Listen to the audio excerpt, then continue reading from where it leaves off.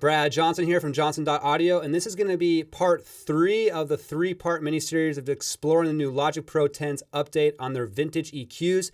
In the last video, we took a look at the console EQ, which is a Neve 1073 emulation. The one before that, we did the Tube EQ, which was the Pultec style EQ. And today we're going to jump in to the graphics EQ, which is an API 560 emulation. It's very, very popular, especially on drums. So that's what I'm going to show as my example. I'm going to use a drum track. I'm not going to let you know which one is which. We're just going to flip between the 3, and I want you to decide which you like the best. And at the very end, I'll disclose which one is which. So again, all this stuff is very, very subtle. This isn't a bashing video. This is really just to give you the new EQs that Logic released against the third-party counterparts, and they all do a great job. So I'm just going to jump right into it. All right, I'm here in my Logic Pro 10 session. I have a drum set recording here, and I'm going to be going back and forth between the API 560 modeled plugin between the new Logic Pro 10's version, which is their graphic EQ, their vintage graphic EQ. Then I have Wave's version of it, and then I have UAD's version of it. And so I'm just going to be flipping back and forth blindly between the 3 so you can kind of hear how Logic Pro 10's new vintage EQs stack up against the third-party competition. I have done other videos now on the 1073 and the Pultec versions, and now I'm going to jump into the final third one, which is the API 560 graphic EQ one. So I'm just going to jump right into it. This is going to be better if you listen to on actual monitors instead of headphones, just because you'll get more sense of what's going on in the space. So let's just go into it. Here we go.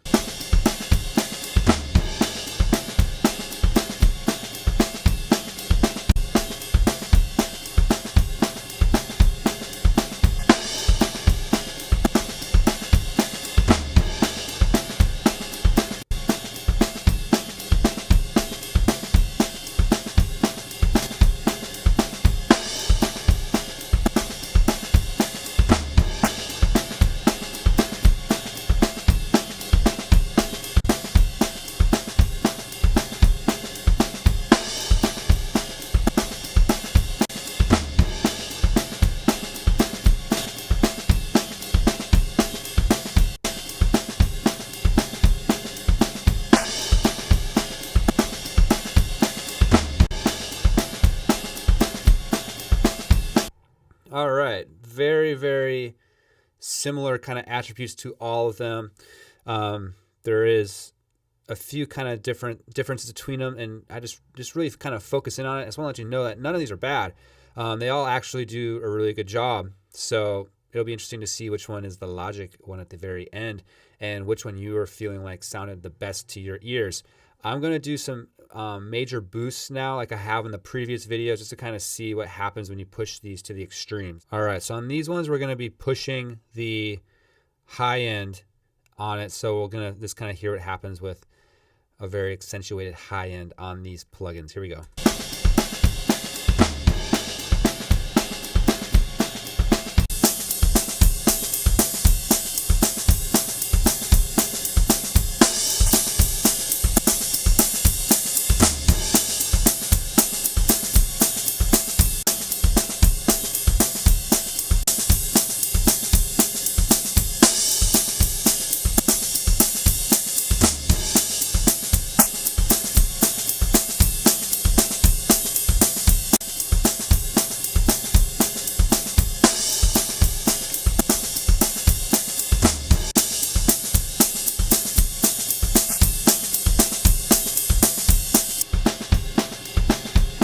I'm going to do the same thing now. I'm going to blow up the low end, and I'm going to blow up the mid range so we can kind of hear what's going on with that. So here we go.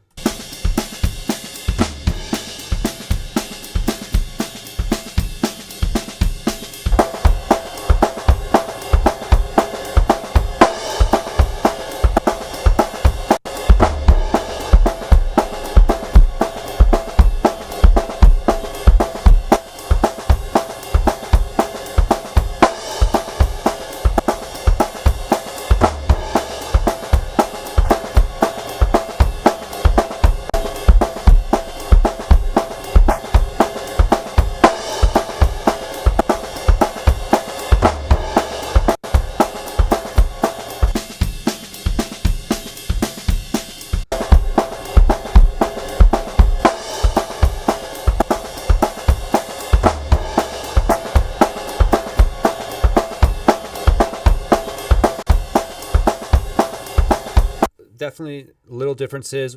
One of the plugins for sure has, it seems like the gain on the low ends a little hotter than the others because it was really peaking there.